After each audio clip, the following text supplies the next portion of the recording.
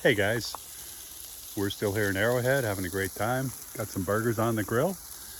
I just wanted to give you an update on Starlink and how it's working out for us. Let me turn the camera around. So we first hooked up Starlink in Bronte Provincial Park and we had a pretty open view of the sky. It was pretty good. So we had a 100% download speed, we were doing really well there. Can't recall the numbers, but the sky was wide open and it was really good. Now we're at Arrowhead Provincial Park, and I'm parked out here, and I've kept my coach back near the road. And you can see our setup up there. Since Bronte, I've got the flagpole buddy on there, which I really do like, and I've got the Starlink on the pole now, along with a cell phone booster, WeBoost. So Starlink is set up there, but you can see we do have trees all around. I put my phone up on top on the Starlink itself to show you where it's actually looking. And well, let's see here. You can see it's pointed in that direction. Let's go upside down and see it's pointed in that direction, which brings us right to this part of the sky. So this tree right here is definitely in the view of the Starlink. And I'll show you the top view, but we've been getting pretty good connection speeds. We have a lot of issues with every 24 seconds we're at now. There's an interrupted signal. I believe before it was, when we first got here, it was like once every minute. I don't know if the trees have grown or what have you, but we are in a fairly treed area. There's wide open sky above me, but where Starlink is pointing at, it's right through those trees to the north. So after my burgers, I'm gonna take this inside and I'll show you some of the data we figured out. And here we go. This is the Starlink app. You can see I'm obstructed every 21 seconds or expect an interruption. Now that's not necessarily true, because when you look at the statistics and you look at outages, it takes a moment to load here, but you can see 444, there was a couple of spots there, 3 seconds and 10 seconds I was offline. Then I was online for 9 minutes and 7 minutes and 3 minutes and a minute and then 8 minutes. So when it says it's obstructed every 21 seconds, that's not necessarily how frequently you're going to have an issue. Let's see if we can just go back here. This app is a little crazy when you run it on your iPad. There we go.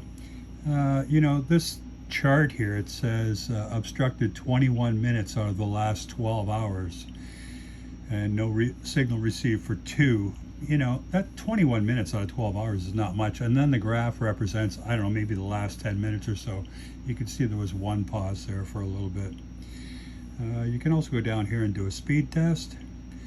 And let's see how that goes. So not doing too bad. About, 40 to 60 is pretty expected for where we're at. Sometimes it goes up to like 150 or so. And, on here it says we're Starlink RV, we're partially limited. It's not showing the whole screen. This thing is not designed for an iPad, I can tell you that. We could swipe for advanced and run an advanced test. So what it's going to do here is going to detect how quickly we are getting data from the satellite. You can see it's climbing a little better that time.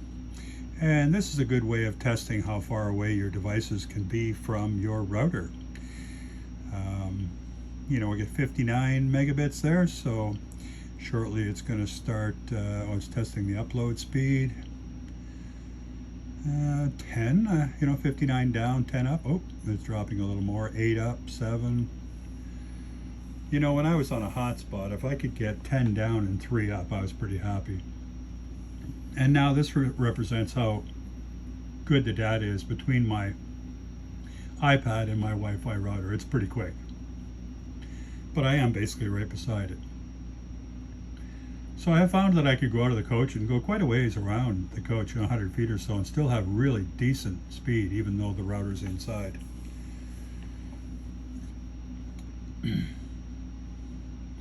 So anyway, that's that test. I don't know if we need to run the whole thing, but visibility.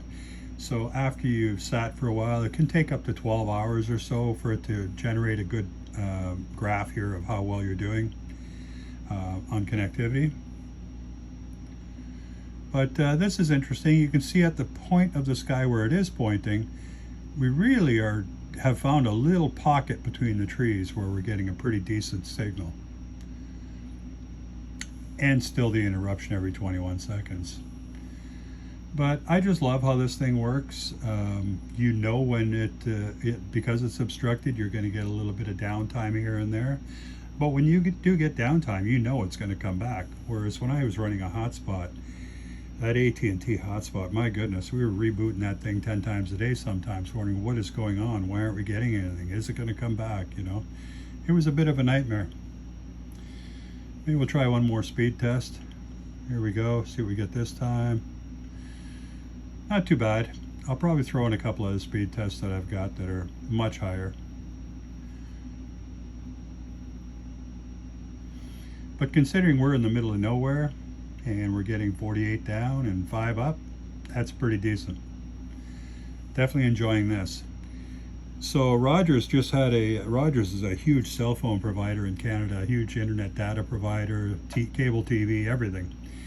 And they went down for a whole day there yesterday or the day before. And half of Canada had no internet, but we did. We were up here with Starlink and it was working great for us. Try another speed test. Oh, look at that one.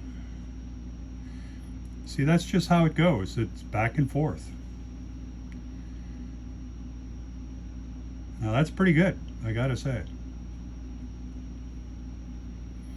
Anyway, that's all that works.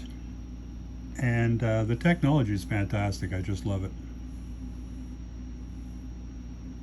Even though we are getting an interruption every 24 seconds, you can see that we can download YouTube. We can stream very easily, YouTube, Netflix, or even on-demand TV. We do get the odd interruption. You know, we get the little circle on the screen, but not too often. It seems to be working well. Even though the connection keeps getting interrupted, when it is connected, the download speed is so fast that it caches really well. So there's really no interruption when you're on YouTube or anything like that. Sometimes when you're surfing, you click on a site, you might click right at that moment where you lose a connection for 5, 10, or even 15 seconds. But most of the time you click, it is connected. So it's working great so far, you know. Next week, I'm going to be going further north, and we'll be up at Fairbanks Provincial Park. And it seems to be a much more treed site. I'll let you know how that works out. But so far with the trees, it seems to still be working. Although we're not completely covered. We do have a clear shot of the sky at one angle.